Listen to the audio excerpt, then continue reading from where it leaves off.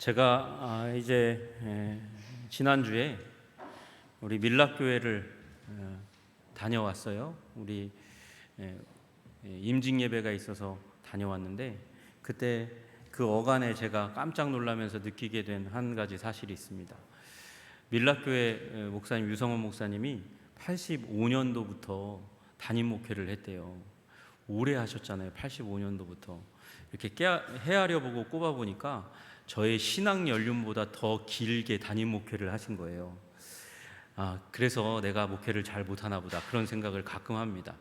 오늘 우리가 찬양했던 568장 찬양도 사실은 제가 좋은 주일학교를 나왔으면 거침없이 불렀을 텐데 자꾸 이 박자가 틀리고 음정이 틀리는 부분이 있어요.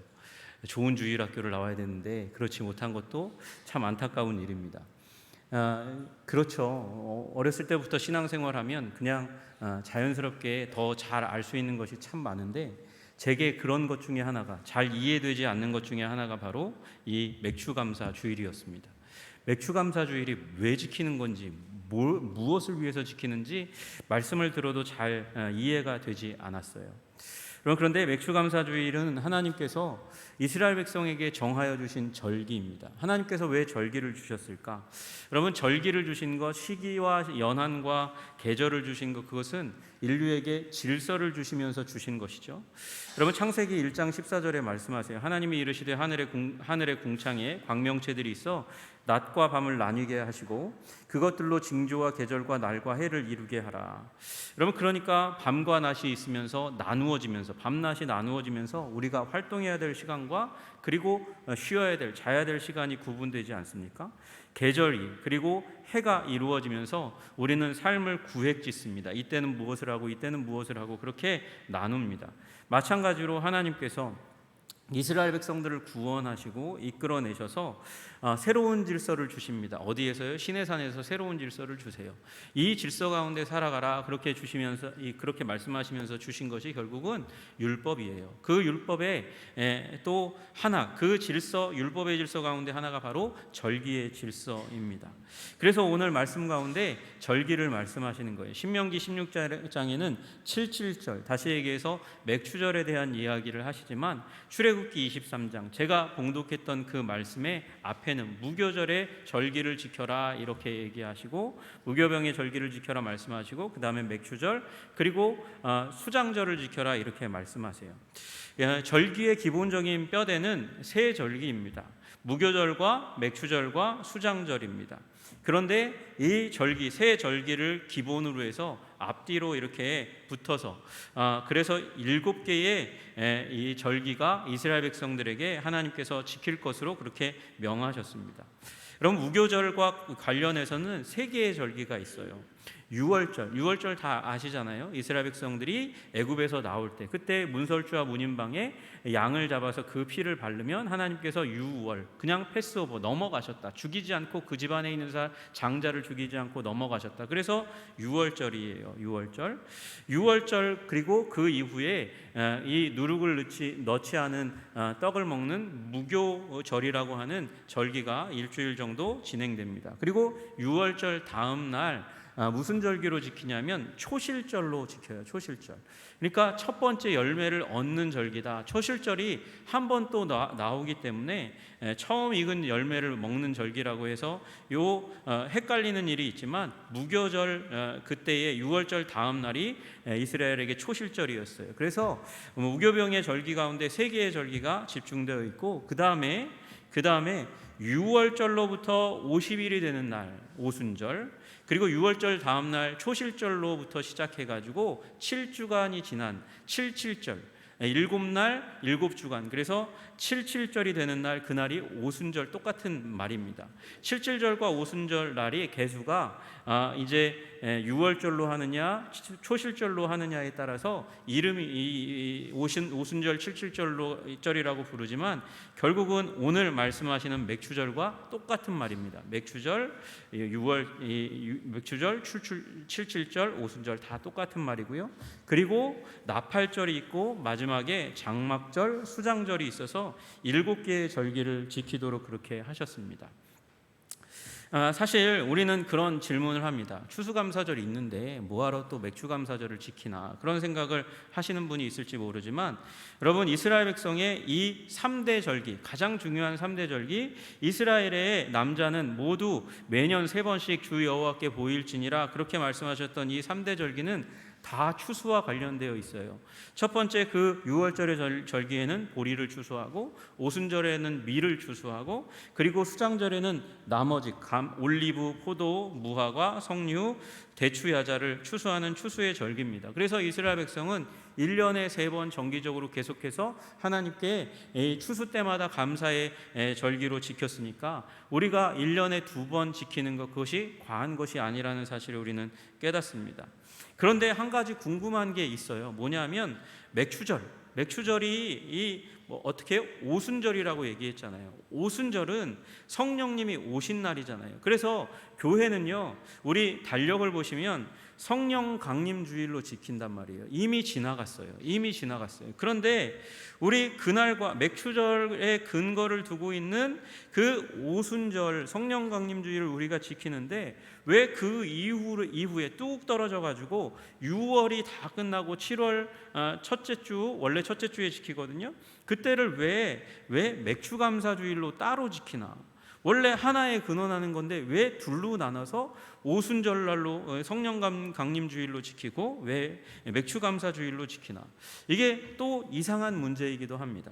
그래서 저는 여러분 이 시간 이 맥추감사 주일을 지키는 원칙에 대해서 첫 번째로 나누고, 그 다음에 왜 우리가 이렇게 따로라도 맥추감사 주일을 지키는지에 대해서 함께 나누려고 합니다. 여러분, 오늘 맥추절을 지키는 대원칙에 대해서 오늘 하나님께서는 이 신명기 16장 10절에서 말씀하세요. 신명기 10장 첫머리에 내 하나님 여호와 앞에 77절을 지키되, 이렇게 말씀하십니다. 여호와 앞에서 지키라는 거예요. 여러분, 그러니까 여호와 밖에서, 여호와 뒤에서 지키는 일이 있다는 것이에요. 여러분, 그러니까 여호와 앞에서 지키라는 말은 하나님의 뜻을 따라서 하나님의 마음에 들게 지키라는 것이고, 하나님 앞에서 지키지 않는 것은 하나님의 마음에 들지 않게 하나님의 뜻과는 어긋나게 지키는 거라는 것이죠.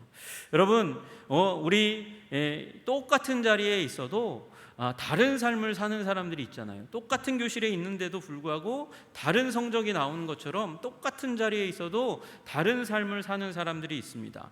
여러분, 우리 지금 이 자리에 모인 모든 분들은 하나님 앞에서 하나님의 뜻에 맞게 하나님 마음에 합한 맥추감사주의를 드리는 여러분 다 되시기를 주님의 이름으로 축복합니다. 여러분, 그렇게 드리기 위해서 먼저 어떻게 해야 되냐? 여러분, 예물을 드려야 됩니다. 오늘 신명기 16장 10절에 말씀하시죠. 맨 마지막 부분에 말씀하세요. 예물을 드리고 라고 그렇게 말씀하세요. 예물을 드리고. 여러분, 예물이라는 것은 값진 것이지 값어치 없는 것, 쓰레기 같은 것을 향해서 예물이라고 표현하지 않습니다. 여러분, 값진 것을 하나님께 드리라고 하나님께서 우리에게 요구하고 있습니다. 출애굽기 23장 19절에는 또 이렇게 말씀하세요. 너의 토지에서 처음 익은 열매의 첫 것을 가져다가 너의 하나님 여호와의 전에 드릴지니라, 그렇게 말씀하세요. 처음 익은 열매의 첫 것이라고 말씀하세요. 그리고 오늘로 따지면 이 맥추절에 이 밀의 첫 것, 가장 좋은 것을 드리라고 말씀하시는 거예요. 첫 것은 순서상 맨 처음 것이 아니라 가장 좋은 것을 의미하는 것입니다. 여러분, 첫 것을 보세요. 밀의 밭에서 어떻게 첫 것을 가져오겠습니까? 익은 것만 똑똑똑똑 따다가 그것을 가져다 하나님께 드리겠습니까? 그렇지 않습니다. 밭의 한 구역을 추수합니다. 추수의 때가 되면 이제 추수를 하고 그 가운데서 그 첫 추수 가운데서 일부를 떼어다가 가장 좋은 것을 떼어다가 하나님 앞에 드리는 거예요. 여러분, 좋은 것으로 하나님께 드리시는 여러분 되시기를 주님의 이름으로 축복합니다. 여러분, 그리고 이렇게 드릴 때 어떻게 드려야 되냐면 힘을 헤아려 드려라, 그렇게 말씀하고 계세요. 여러분, 우리 10절에 내 힘을 헤아려 자원하는 예물을 드리고 말씀하시는 그 부분에 내 힘을 헤아려 드려야 된다, 그렇게 말씀하십니다. 너무 부족하지도 너무 과하게도 드리지 말라고 하시는 거예요. 여러분 한번 생각해 보세요. 제가 격투기 선수가 되었다고 생각해 보세요. 제가 수준도 생각하지 못하고 그 격투기 경기 가운데 김동현이라는 아주 탁월한 격투 선수를 지명해서 경기장에 나오라고 그렇게 호통을 친다 그러면 와, 무모하다. 그리고 아마 그 경기장에서 한 1분도 되지 못해서 꼬꾸라지는 저를 보게 될지 모르겠습니다. 여러분 왜 그래요? 제가 저의 힘을 너무 과대평가한 것이죠. 과대평가하면 어떻게 됩니까? 아주 큰 곤욕을 치르게 되는 일들이 일어나게 되는 것이죠. 그렇다고 해서 여러분 저의 힘을 너무 과소평가해서 주찬이와 더불어서 그 링에 올라가서 함께 격투를 하자고 얘기하면서 아이들과 장난으로 격투하는 게 아니라 진심으로 격투한다면 여러분이 저를 보고 뭐라고 얘기하겠습니까? 아주 찌질한 놈이네, 그렇게 얘기하지 않겠어요? 어린아이를 대해서, 어린아이 그 힘없는 아이를 대해서 그 진심으로 대한다면 여러분은 저를 향해서 비웃을 거예요. 아주 자기 힘을 너무 과시하고 너무 약한 사람에게 과하게 대하는 거 아니야? 그렇게 저에게 욕을 할지 모르겠습니다. 그러니까요, 여러분, 그래요. 너무 자기 자신을 과대평가해서 무모하게 드리지도 말라는 거예요. 그러면 곤욕 가운데, 힘든 가운데 들어간다는 것이죠. 그렇다고 너무 과소평가해서 다른 사람들이 보기에 너무도 째째하고 찌질하게 그렇게 하나님 앞에 드려서도 안 된다는 것입니다. 여러분, 빈손도 과하게 드리는 것도 결코 하나님이 원하시는 것이 아니에요. 우리 하나님 앞에서 나의 복받은 것 수준을 생각하고 적당하게 힘을 헤아려 주님께 드리는 여러분 되시기를 주님의 이름으로 축복합니다. 또 자원하여 드리라고 말씀하십니다. 자원하여 드리라는 말은 억지로 드리지 말라는 거예요. 그리고 그 우울한 가운데 싫은 마음을 가지고 드리지 말라는 것입니다. 기쁜 마음으로 드리라는 것입니다. 여러분, 그래서 목사님들이 헌금 설교에 대해서 말해야 되는데 이 원리 때문에 잘 말씀을 못하는 거예요. 성도들이 싫어서가 아니라, 여러분, 제가 여러분에게 헌금하셔야 됩니다, 헌금 설교를 강조하면 기분 나쁜 마음이 들어가요. 그러면 억지로 하게 되거나 그 원망을 품고 헌금하는 일들이 일어나기 때문에 잘 안 하는 거예요. 그러나 필요할 때 해야 하죠. 여러분, 그래서 물질을 드릴 때는 억지로 드리지 말고 기쁜 마음으로, 자원하는 마음으로 드리시는 여러분 되시기를 주님의 이름으로 축복합니다. 그렇게 예물을 드리고 나아가면, 하나님의 이름을 둔 곳 그 성전에 나아가면 이스라엘 백성이 하나님 앞에서 번제와 속죄제와 화목제를 드리면서 전체 예배 가운데 일원으로 하나님 앞에 나아가는 거예요. 여러분, 예물을 드리고 예배 가운데 참석하면 달라지게 되는 일이 일어나게 되는 줄로 믿으시기를 주님의 이름으로 축복합니다. 여러분, 저도 신앙이 어릴 때가 있잖아요. 지금도 많이 어린 것 같은데 더 어릴 때가 있었단 말이에요. 그 어릴 때에 여러분 생각해 보세요. 아직 예수님도 잘 알지 못하고 교회의 문화도 잘 알지 못하고 그런 가운데 맥추감사절이 무슨 의미를 가지는지도 모르는데 헌금을 했겠어요? 안 했겠어요? 수입도 없었으니까 안 했죠. 못했죠. 무슨 의미인지도 몰라서.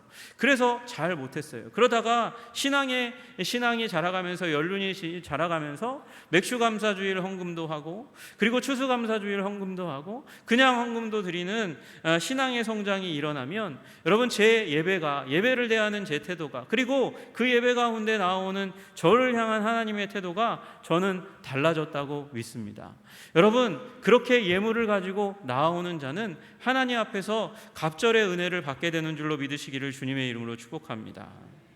여러분, 그리고 이 하나님 앞에서 맥주감사주의를 지키려면 복을 또한 기억하고 세어보고 지켜야 되는 줄로 믿습니다. 오늘 말씀하실 때 10절에 내 하나님 여호와께서 내게 복을 주신 대로 예물을 드리라, 예배드리라, 그렇게 말씀하십니다. 복을 주신 대로요.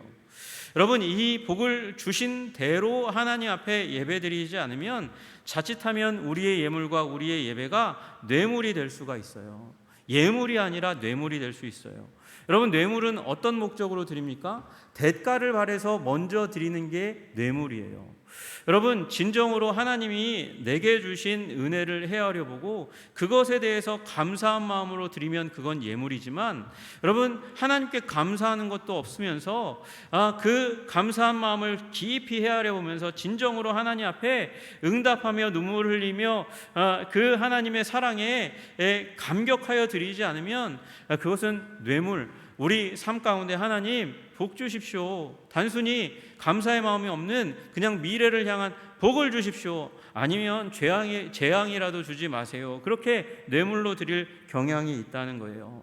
여러분, 감사하며 주님 앞에 주신 은혜를 헤아려 보고 드리시는 여러분 되시기를 주님의 이름으로 축복합니다.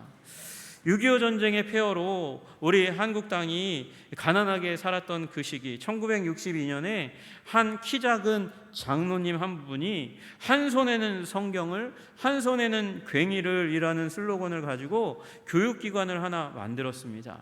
그런데 이 교육기관의 이름은 농군학교인데, 이상하게 농사꾼만 와서 훈련받고 나가는 것이 아니라 이 땅의 유수한 기업가들도, 그리고 목사님들도, 그리고 이 공무원들도 이 학교에 들어와서 훈련을 받고 나아갔어요. 이 학교의 이름은 가나안 농군학교고요.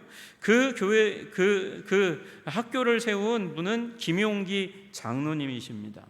여러분, 이 장로님으로 인해서 한국에 새마을 운동이 일어났다 해도 과언이 아니라 할 만큼 그렇게 많은 영향력, 좋은 영향력을 끼치셨어요. 그런데 어느 날 한 분이 김용기 장로님에게 물었답니다. 장로님 행복하십니까? 라고 물었다는 거예요. 장로님 행복하세요?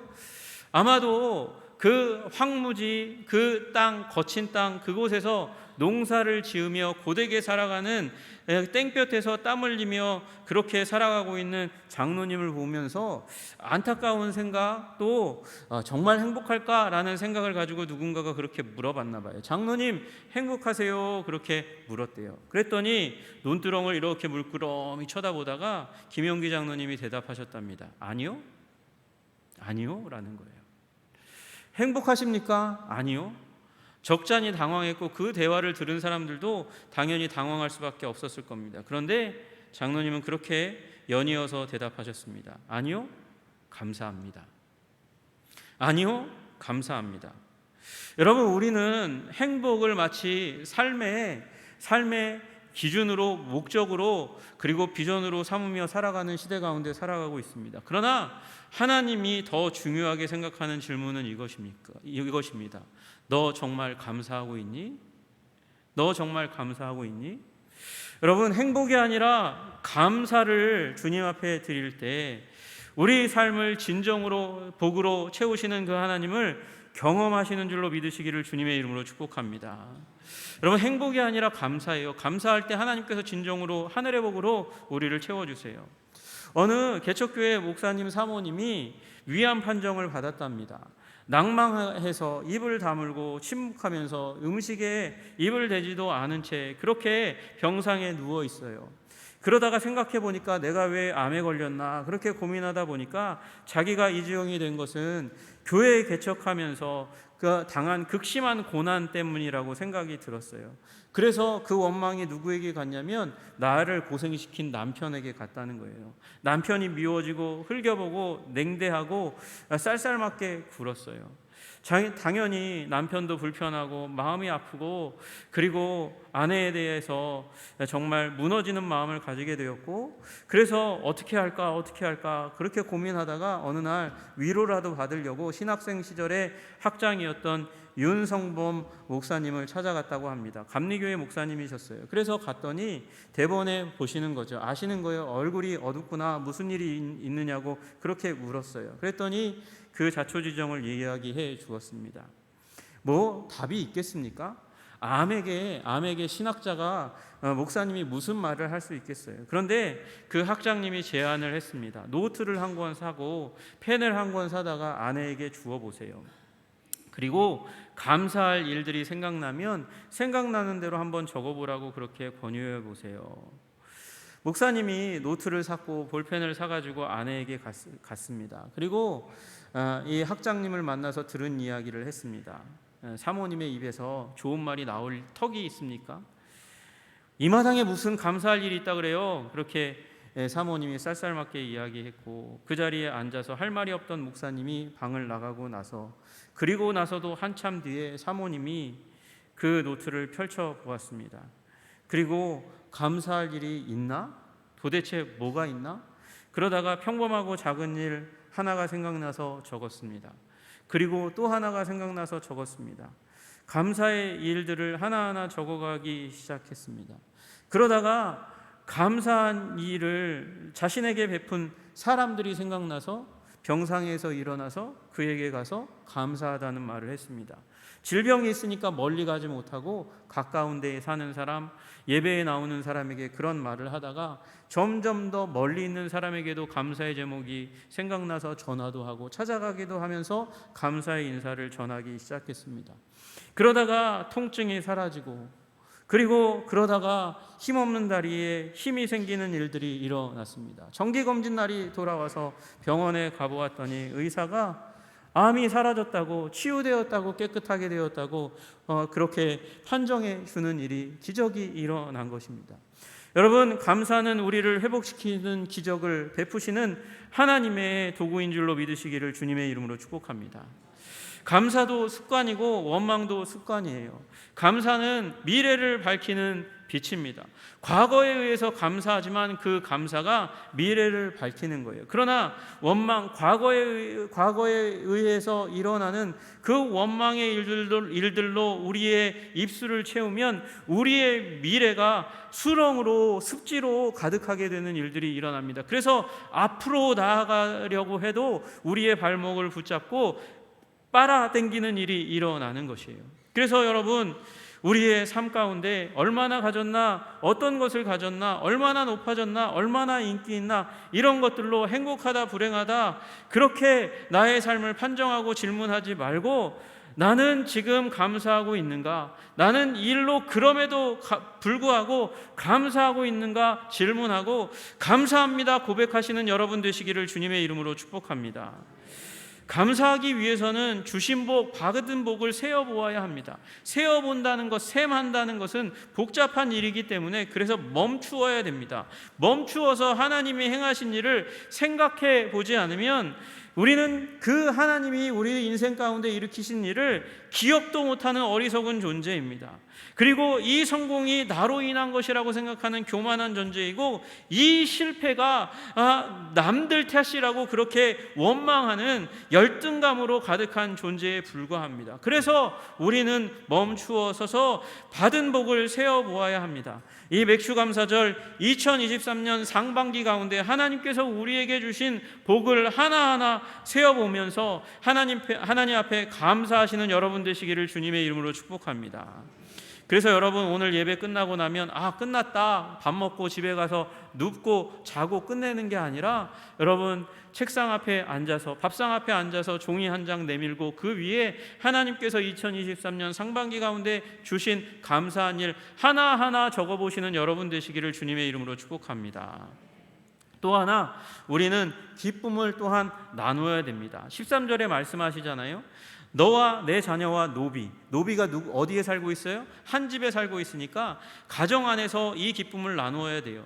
또 내 성중에 있는 레위인, 예배를 돕는 사람들과 함께 이 기쁨을 나누어야 돼요. 너희 중에 있는 객과 고아와 과부, 그러니까 소외되기 쉬운 사회적인 약자, 우리 이웃 가운데, 불우한 가운데 있는 사람들, 그들 가운데 함께 이 맥주 추수의 기쁨을 나누어야 된다고 말씀하십니다. 어디에서 나누어야 합니까? 어디를 중심으로 나누어야 됩니까? 여호와께서 자기의 이름을 두시려고 택하신 곳, 성전, 우리로 따지면 예수 그리스도, 그분의 이름을 두신 곳, 우리 예배의 자리 가운데, 교회 가운데 이 기쁨, 우리를 지키시고 보호하시고 거두게 하시는 하나님의 은혜를 기억하면서 여러분 나누시기를 주님의 이름으로 축복합니다. 여러분, 그래서 우리는 이 하나님의 이름을 두신 곳 가운데 우리 하나님을 알지 못하는 사람들을 초청해야죠. 초청해야 돼요. 여러분, 교회 가운데 자주 감사한 일이 있을 때마다 하나님께서 나로 이 감사에 응답해서 전도하라고 말씀하시는구나, 그렇게 여기시고 우리 초청하시는 여러분 되시기를 주님의 이름으로 축복합니다. 여러분, 그리고 가족과 식탁을 같이 하시고 함께 하셔야 돼요. 같이 하시고, 그리고 나의 신앙의 성장을 위해서 노력하고 기도하고 애쓰고 힘쓰는 우리 교역자, 가정교회의 식구들, 우리 그런 신앙의 선배들과 함께 식탁을 나누며 감사를 표현하시는 여러분들 다 되시기를 주님의 이름으로 축복합니다. 또 이웃 가운데 위로가 필요한 분들도 식탁에 초청해서 그 감사를 나누시는 여러분 되시기를 주님의 이름으로 축복합니다. 여러분, 그렇게 맥출감사절을 보내는 거예요. 또 하나를 주님께서 더하십니다. 감사의 깊이를 깊게 하라는 거예요. 너는 애굽에서 종되었던 것을 기억하고 이 규례를 지켜 행할지니라. 여러분, 추수의 시기에 밀을 추수하면서 감사하고 이웃과 그 감사를 나눌 뿐만 아니라 저 감사를 저 과거 애굽에서 종되었던 그때 기억하면서 그걸 끌어다가 오늘날 맥추감사주일에 또한 감사하라고 그렇게 말씀하세요. 차원을 개인적인 차원, 우리 이웃 공동체와의 차원에서 민족적인 역사적인 것으로 끌어다가 큰 차원으로 하나님께 감사하라는 것이죠. 여러분, 이스라엘 백성이 가나안 땅에 와가지고 농사지어서 수확할 수 있는 이유가 무엇입니까? 애굽 종되었던 때에서 구원하셨기 때문이에요. 아무리 고되게 일하고 땀 흘리고 노력해도 내 것이 될 수 없었던 그 압제의 땅, 그 노예의 땅 가운데서 하나님께서 기적을 베푸셔서 해방시키셔서 구원시키셔서 가나안 땅에 와서 자유민으로 살면서 땅의 소산을 먹게 하셨으니 하나님께 그 과거의 역사적인 것을 기억하면서 맥추감사절을 지키라고 말씀하시는 것이죠. 여러분, 생각해보면 우리 민족의 과거를 한번 생각해 보십시오. 흰 고무신 신기를 부러워하던 민족이 반짝반짝하는 구두, 그리고 이 최첨단 과학기술이 들어가 있는 운동화를 신고 다니고 있습니다. 자전거도 못하던 사람들이 가득했던 이 민족에 자동차도 타고 다니고 비행기도 타고 다니는 그런 일들이 그냥 비일비재하게 아주 평범하게 일어나고 있습니다. 기와집을 부러워하던 이 민족이 콘크리트 빌딩 가운데 살고 있습니다. 여러분, 하나님께서 이스라엘 백성에게 말씀하시는 게 뭐예요? 민족적인 최악에서 구원하신 그 하나님과 함께하면 이제 이스라엘의 미래는 밝고 맑을 것이라고 말씀하시는 것이잖아요.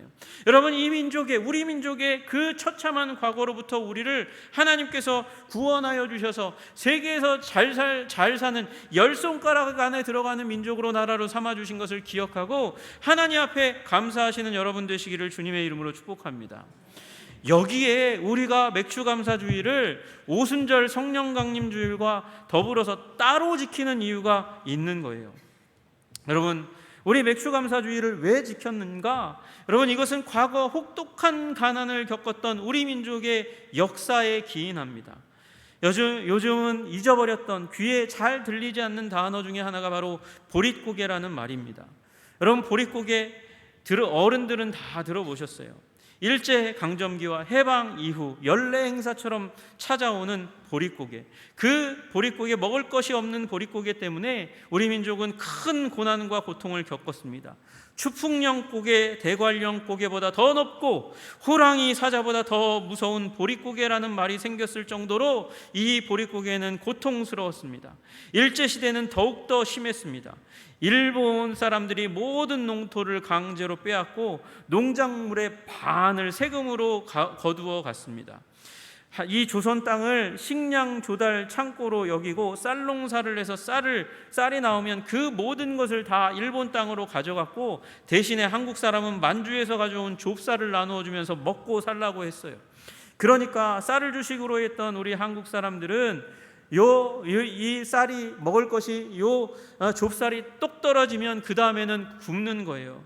굶어 죽을 수는 없으니까 산에 가서 들에 나가서 풀뿌리, 솔잎, 소나무 껍질을 벗겨가지고 먹고, 그리고 나물 그것들을 떼어다가 묽은 죽으로 해서 먹는 일들이 일어났습니다. 그럼에도 불구하고 먹을 것이 너무도 없어서 수많은 사람들이 보릿고개를 넘기지 못하고 아사하는 일들이 일어났었습니다.